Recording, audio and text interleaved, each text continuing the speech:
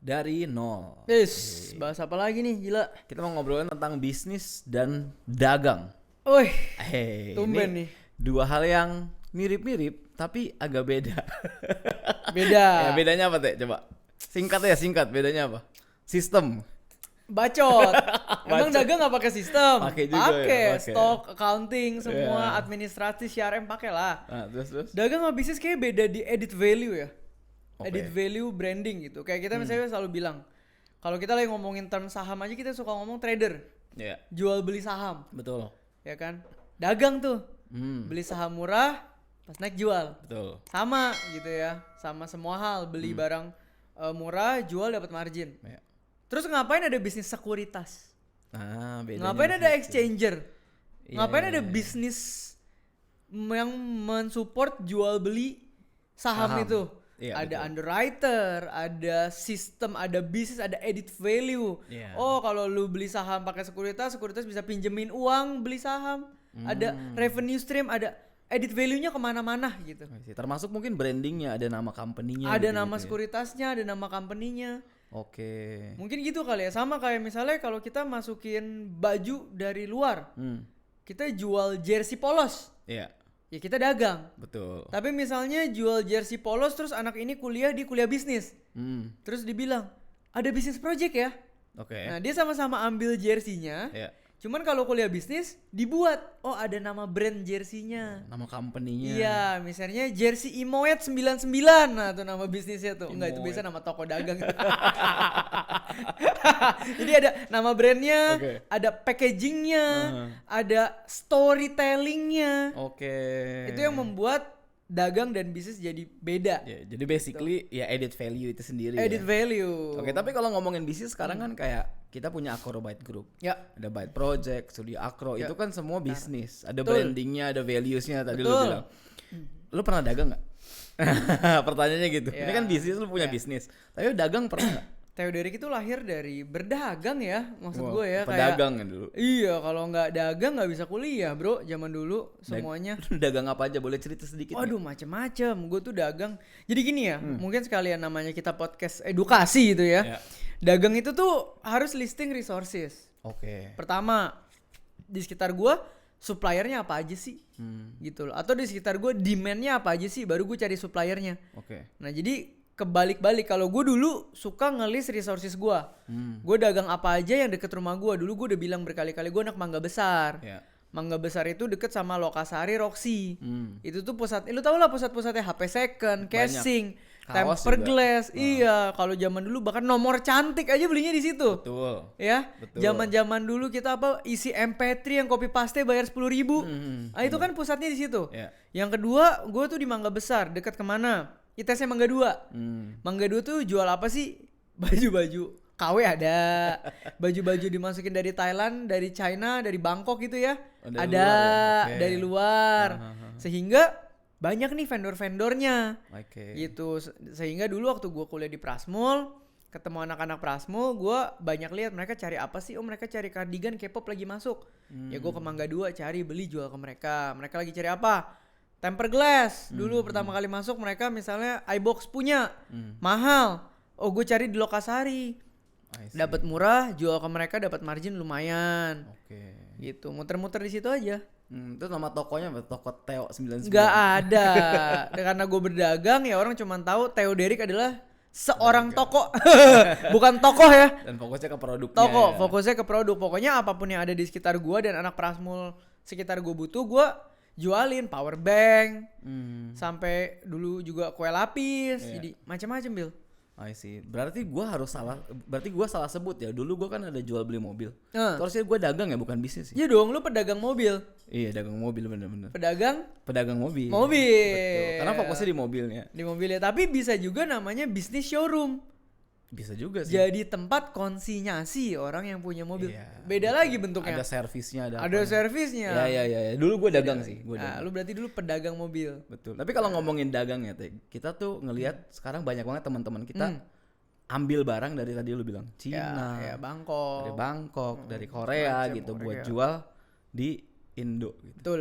Nah, lu ada experience atau knowledge nggak tentang kayak kirim barang dari luar negeri. Kalau gue pribadi kan dari dulu semuanya cuman Jakarta Tangerang doang. Jadi Luar intinya ada demand apa dari kampus, gue cari di sekitar rumah gue, sampai orang mau beli iPad, mau beli apa ya gue bisa semua. Karena dulu kan harga gimana pun, dulu masih zaman ini Pak, IMEI. Sorry to say ya. IMEI. Pasti harganya beda dong. Betul. Ada yang refurbish lah, ada yang apa, gue kagak ngerti dah. Pokoknya dulu kalau lu mau beli apapun gadget lebih murah daripada di store resmi, di Lokasari dan Roxy banyak. Itu gue dulu kayak begitu. Nah tapi itu kan semua lokal. Betul. Nah kalau ngomongin international, ini yang unik dilakukan sama adik ipar gue yang justru lebih kecil nih umurnya, jauh. Oke, ini masih kuliah. Real case berarti. Ini real case. Jadi kemarin itu gue baru tahu dia juga penghasilannya lumayan ya, juta-jutaan juga. Dari ini Pak, dia tuh ngambilin brand-brand luar, kayak apa ya nama brandnya? Kalau anak gym mungkin tahu merek Gymshark. Oke. Sekarang lu mau beli di mana? Di Indo kan adanya Under Armour gitu-gitu ya. Iya, betul. Lu mau beli Gymshark di mana? Nggak Dari ada. luar nih. Betul. Nah dia itu adalah temennya lagi atau kenalannya pokoknya yang tinggalnya di US. Oke. Jadi teman-temannya yang lagi hype mau brand ini dikumpul-kumpulin, akhirnya dia misalnya bikin grup atau dia bikin Instagramnya atau dia bikin apa, masukin katalog produknya yang difoto-foto dari kenalannya itu. I see. Jadi begitu orang mau pesen ya dikirim, jual. Jadi dia bisa jualin baju-baju sports buat gym merek dari US gitu. Oke Teh, kalau gitu ini pertanyaan orang awam. Pertanyaan gua. Kalau seandainya kita ngomongin dagang di Indo, kan gampang ya. Kita kan cari suppliernya di Indo ya bisa ketemu. Deket-deket gitu. rumah tadi kayak Betul. Terus juga pengirimannya juga gampang. Ya kan kita tahu semuanya. Transaksinya juga gampang pakai rupiah segala macam semuanya. Nah kalau di luar negeri itu buat orang-orang awam kayak gue gimana? Yang pasti pertama kalau masalah supplier ya nggak bohong. Tadi kan saudara gue tuh jadi lebih gampang karena dia punya kenalan lagi yang memang sudah stay di US. I see. Jadi untuk orang-orang yang sekarang mungkin kita punya tante, om, teman dekat, sahabat, siapapun yang tinggal di luar negeri yang bisa jadi supplier barang kita, itu udah salah satu resources yang bisa di listing. I see. Nah question berikutnya kan gimana nyelesain transaksinya sebetulnya? Itu Pak. Bisa Bill, pakai aplikasi namanya Flip. Di dalam aplikasi Flip itu ada fitur namanya Flip Globe. Oke. Nah fitur ini tuh bikin sekarang jadi gampang banget untuk kirim uang ke luar negeri. I see. Jadi simple sekali ya zaman sekarang ya. Tapi kalau ngomongin fitur tadi, fiturnya si Flip Globe ini spesialnya apa Teh? Jadi ini fee transfer mereka tuh salah satu yang paling rendah atau bisa dibilang paling rendah lah dibandingin sama platform lain. Karena ini mulai cuman dari 20 ribuan aja Bill. Terus Bill, Flip Globe ini nih bisa kirim ke lebih dari 60 negara langsung dari aplikasinya cuma dalam hitungan menit aja. Oke. Nah habis ini kita boleh nggak Teh kasih tutorial? Siapa tahu mungkin dari sini teman-teman ada yang mulai kepikiran ide dagang dari luar negeri supaya transfernya gampang. Mau langsung transfer dolar. Yoi. Boleh dong, ayo kita langsung praktek aja. Oke langsung aja download aplikasi Flip. Udah gitu buka home dan pilih menu Flip Globe. Terus pilih negara dan mata uang tujuan. Abis itu tentuin rekening tujuannya. Terus lengkapin data penerima. Udah deh tinggal tunggu uangnya sampai ke rekening tujuan. Gila sesimpel itu Teh. Yoi Bill, simple banget. Namanya juga perkembangan teknologi Pak. Gokil. Mari kalau gitu kita lanjut kali ya. Nah tadi kan kayaknya udah ngomongin yang simple-simple Teh. Yuk. Sekarang gue pengen ngobrolin tentang challenge. Karena kan namanya dagang, bisnis juga ada challenge-nya. Pasti dong. Nah menurut lu challenge dagang di zaman sekarang tuh apa aja Teh? Ini kita kan harus bahas dua-duanya nih. Enaknya, simpelnya sama challenge-nya. Challenge di era ini tuh jujur apalagi buat orang dagang ya berat sih menurut gua, karena kan dari 2017 ke sekarang tuh yang berkembang sebenarnya UMKM ya. UMKM juga berkembang karena banyak kemarin marketplace e-commerce lagi bakar duit. Betul. Tapi zaman ini udah selesai bakar duitnya, mereka incer profitable, semua tarif dan potongan naik, transisi pemerintah juga regulasi membuat pajak di mana-mana naik. Betul. Jadi menurut gua di luar kontrol kita ya. Ini memang era yang susah untuk berdagang gitu. Jadi kalau di era ini dikatain, wah lu dagang kok turun, mindset bukan. Ini emang bukan urusan mindset, itu namanya regulasi, transisi. Mindset lu gak bisa mengubah kebijakannya Ibu Sri gitu ya. Betul. Jadi zaman ini mungkin teman-teman udah ngerasain kali, apalagi yang harus transisi dari platform A ke platform B, daftarin perizinannya susah deh. Kemarin teman kita juga semuanya rasanya Banyak yang tokonya udah besar di platform A akhirnya tutup. Ya. Udah boro-boro transisi. Betul. Karena administrasinya sulit sekali. Hmm. Maka menurut gua di era ini semua orang yang berdagang harus mulai melek untuk menjadi seorang pembisnis. Wow. Mau nggak mau. Kenapa? Barang yang didagangin mungkin mirip-mirip. Yeah. Tapi harus belajar ada edit value apa, adaptasi, harus ngerti sekarang namanya branding, harus ngerti yang namanya branding produk, personal branding, affiliate, harus ngerti. Karena kalau nggak hidup kita ini, sekarang kita udah belajar ketika hidup di tangan platform dan regulasi. Sekali platform dan regulasinya berubah, kita habis, tutup toko kita. Jadi kalau gue bisa bilang itu kuncinya kita harus adaptasi. Adaptasi, dan tadi kita baru ngomongin regulasi dan transisi belum domino efeknya. Sekarang gini Pak, kalau transisi orang tokonya susah, kalau orang sekarang dipajakin di mana-mana, kemudian berdagang makin susah, otomatis pola pikir orang itu lama-lama bukan berdagang, tapi abisin barang, terus coba peruntungan lain. Jadi Ganti, tapi proses menghabiskan barang itu adalah proses banting harga.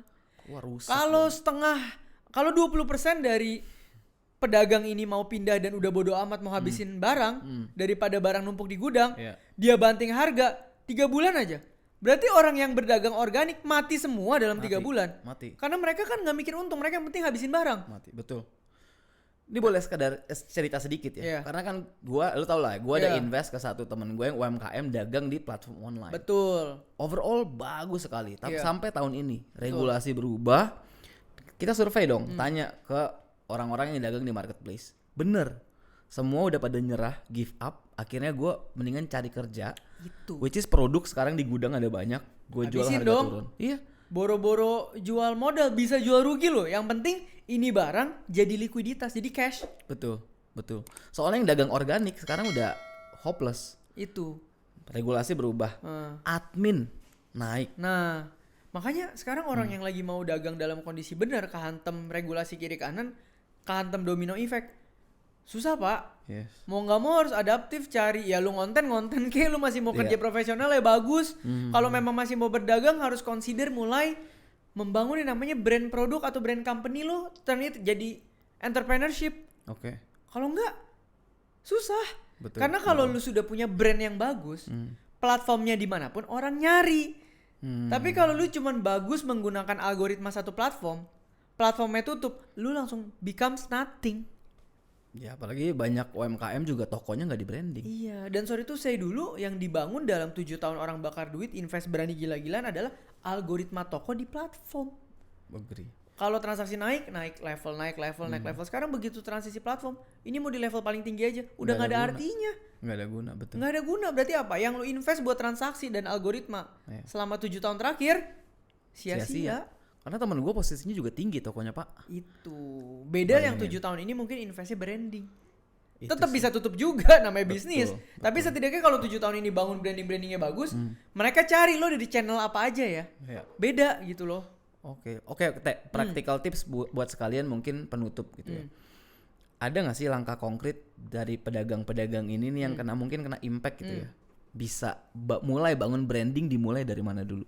Nah, zaman ini menurut gue kalau sama-sama bangun brand, pilihannya personal atau barang, sorry to say, menurut gue mendingan bangun personalnya dulu. Oke, personal branding. Iya, karena bangun branding produk atau barang itu sekarang jauh lebih lama daripada personal.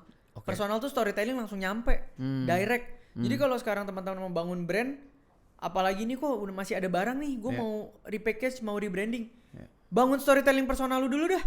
Mending lu bangun, misalnya apa? Oh, gue orang yang sudah 7 tahun berdagang, sekarang tiba-tiba bangkrut. Ini lesson learn gue dan gue mau belajar jadi entrepreneur. Itu storytelling. Mulai dari lu dulu. Nanti pelan-pelan barang lu bisa lu masukin dikit-dikit. Yes. Gitu. Itu tips yang sangat-sangat praktikal. Jadi buat kalian yang pengen dagang, jangan lupa untuk bikin personal branding juga. Betul. Karena itu yang nggak bisa digantikan, nggak replaceable. Betul. Gitu. Zaman ini ya itu kuncinya gitu. Dan kalau kalian bingung mau belajar di mana, di kuliah realistis bulan 2 ada. Mantap. Gitu. Oke, cukup kalau gitu. Berakhir sudah segmen dari nol tentang dagang dan bisnis.